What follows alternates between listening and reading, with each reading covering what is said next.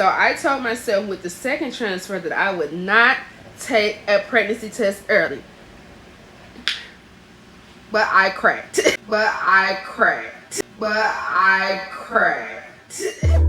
Welcome to my channel, I'm Crystal Levi. I'm a singer, songwriter, and rapper, and so much beyond. Life is full of adventures, just stick around and you see I'm so much more than just the music. There's so much more to me. I'm the daughter of the Most High, a big sister to this guy. 14 years and a lifetime to go. Being a his wife, journeying through his life. We're gonna laugh, learn, and cry together. But first, hit that red button, subscribe, and let's grow together. Hey, what's going on, you guys? Welcome back to my channel. Welcome back to another video. As you might have seen in my update video, I told you guys that I was going to make a separate video telling you guys how I knew I was pregnant on my second transfer. So in my first transfer, I did take a pregnancy test early and I regretted it all the way. And so I told myself with the second transfer that I would not take a pregnancy test early. But I cracked. I could not wait because of this. Okay. So, on my 2-week wait, again, I had my transfer on Thursday, July 22nd, 2021.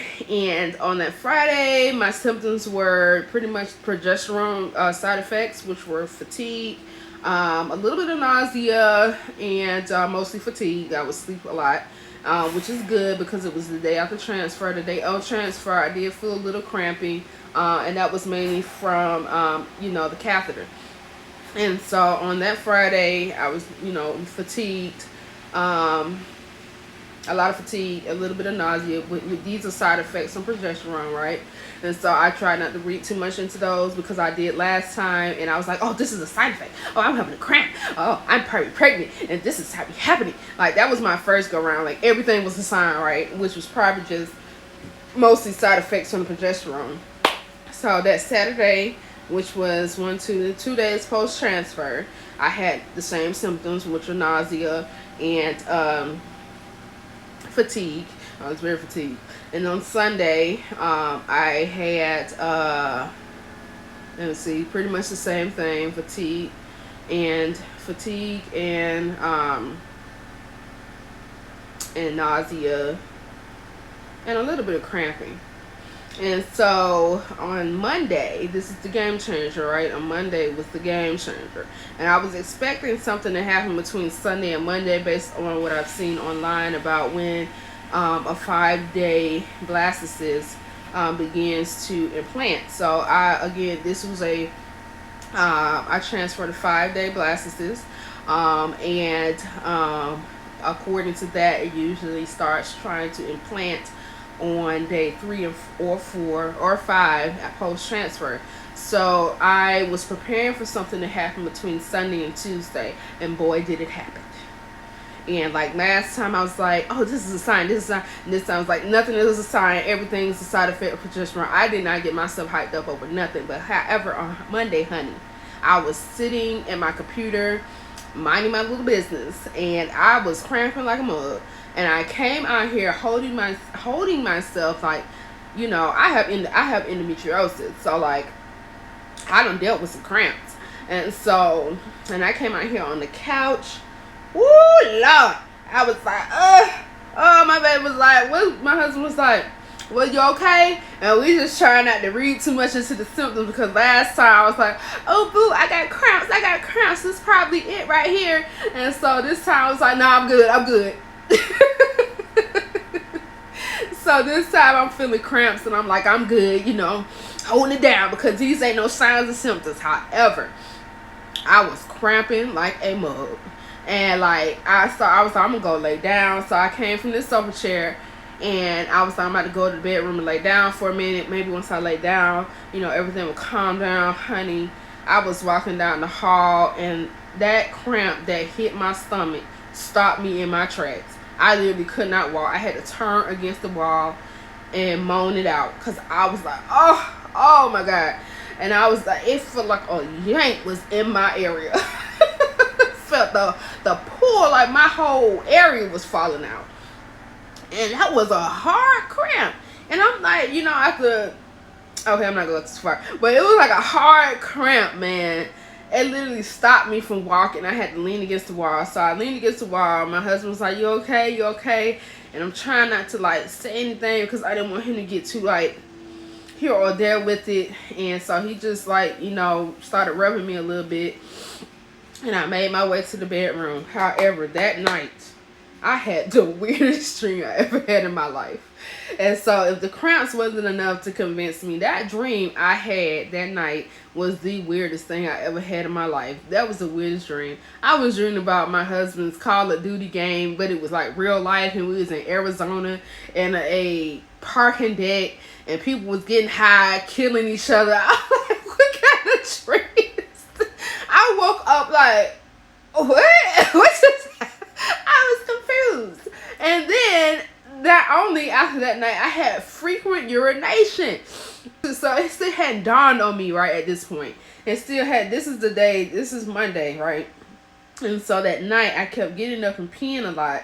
And it hadn't dawned on me that these may be symptoms. I'm just thinking like, how much water did I drink? I'm still thinking like, how much, let me stop drinking water at a certain time. So Tuesday I had another weird dream about some octopus bear. And so like, what kind of dreams is this? And then that's my wash machine going off.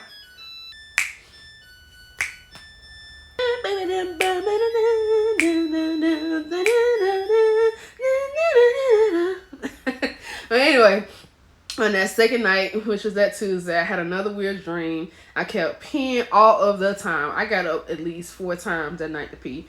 And that's when it started to hit me like, oh, wait a minute, these may be, pregnancy symptoms.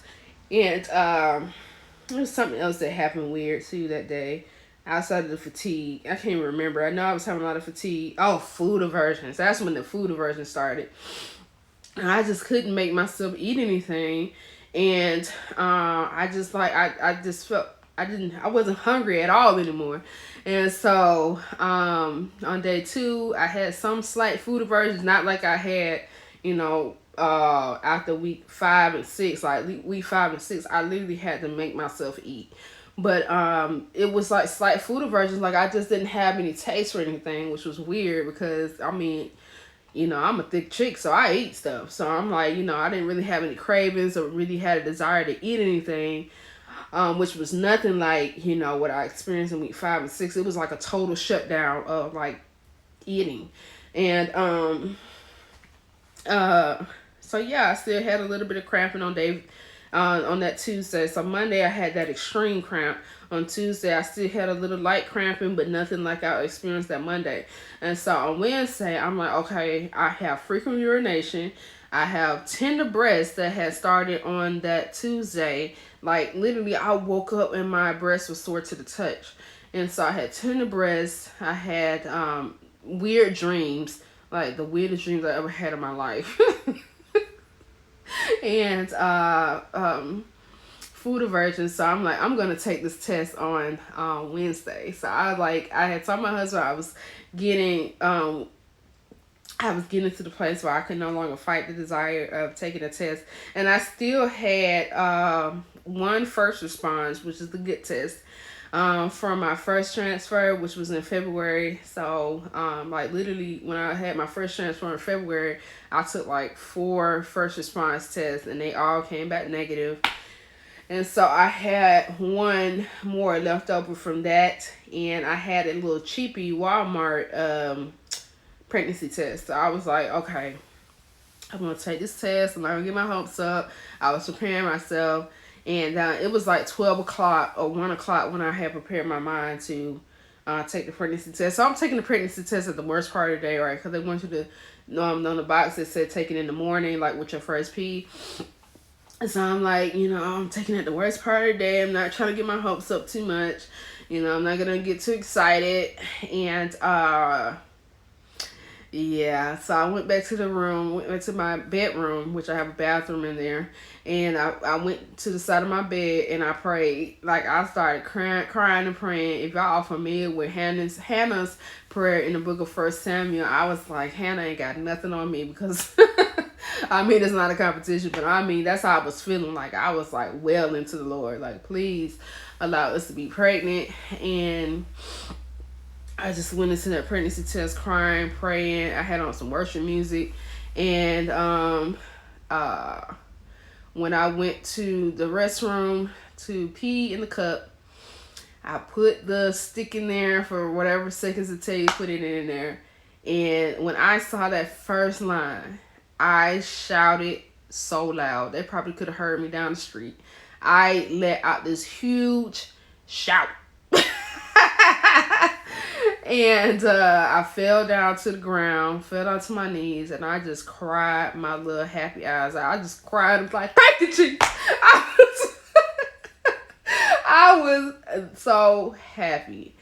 I just cried and prayed and praised and cried, and I was just, I couldn't believe it. And so I took another test around 2. I took the cheapy test around 2, and it was 2 lines. I mean, they were very distinct lines too. So I took my first test. My first P was around 1, so it might have been 3 when I took the cheapy test. And so the line was still bold. So I was like, okay, I'm good and pregnant.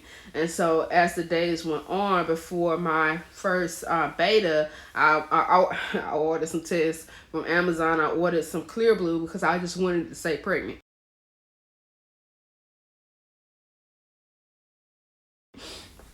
And I ordered a bunch of Clear Blues and some more first response. And I took more, and every day it got darker and darker and darker. And on that Monday, I had a dye stealer. So I was like, you guys know what a dye stealer, that means the first line takes all the dye from the second line. So the first line is actually darker than the second line. So by Monday, I had a dye stealer, and I was excited. I just still could not believe. I have never been pregnant in my life. I have never had a positive pregnancy test. That was my first time. I'm 35 years old. This is my first time ever seeing 2 lines.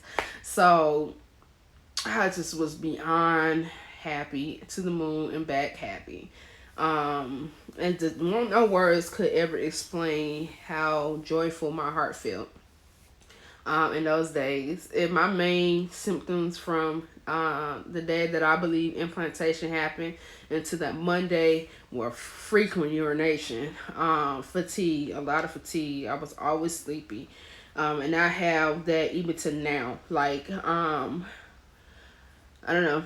But I have a lot of fatigue. It definitely has subsided since week 12. But before that, I would be asleep all day. Like, literally, I would only be woke for about 6 hours a day.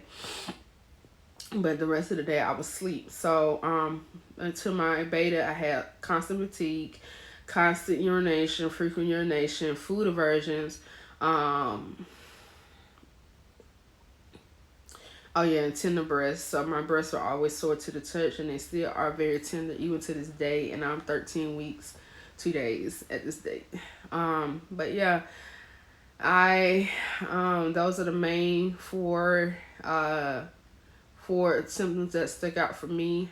Everything else, I pretty much chopped it up as side effects from the progesterone.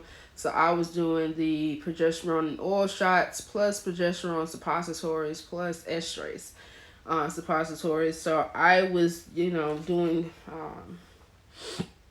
I was on 3 meds that, how emulate the side effects of pregnancy.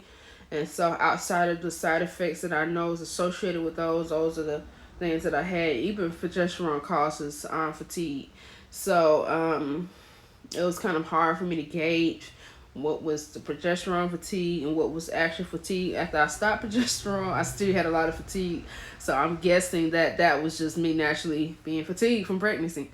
Yeah, that is my 2-week wait symptoms. If you guys have any questions, if you guys have any input, some of your 2-week wait symptoms, I'm definitely interested in hearing them. These kind of videos kind of got me by during my 2-week wait. And in my first transfer, I thought I was feeling a lot more symptoms. And I did not end up being pregnant in my second pregnancy. In my second transfer, I was feeling less of those same things that I did in my first one, and I ended up being pregnant on my second one. So nobody's symptoms are the same. I just kind of think these videos are fun, to kind of get you by on the 2-week wait. I like watching a lot of 2-week wait videos while I was on mine, because like I can tell myself all day I'm not gonna Google anything. I'm not gonna, but I still did it. So I was like, I'm not gonna Google anything. I'm not gonna Google any symptoms because I don't want my mind running at 100 miles per hour.